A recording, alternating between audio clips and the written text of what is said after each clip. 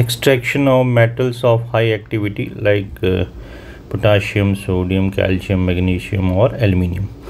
So the highly reactive metals such as potassium, sodium, calcium, magnesium or aluminium etc. lying at the top of the activity series of the metals cannot be obtained by reduction of their oxides by heating with carbon or aluminium. This is because these highly reactive metals have greater affinity for oxygen than for carbon or aluminium.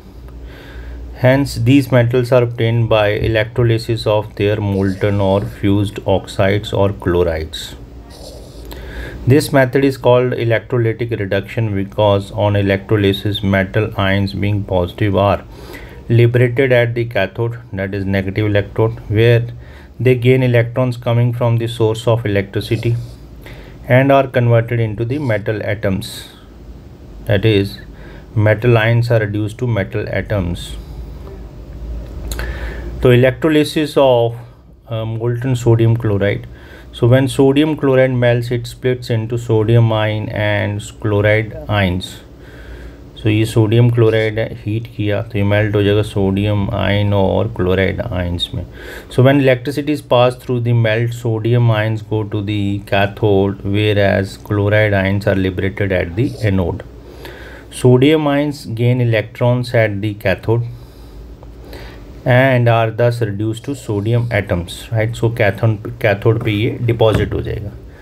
Chloride ions क्या करेंगे? Lose electrons at the anode and are oxidised to chlorine atoms. These chlorine atoms then combine with each other to form chlorine gas at the anode. So anode पे chlorine gas liberate हो जाएगी और cathode पे sodium metal जो है वो deposit हो जाएगा. So at cathode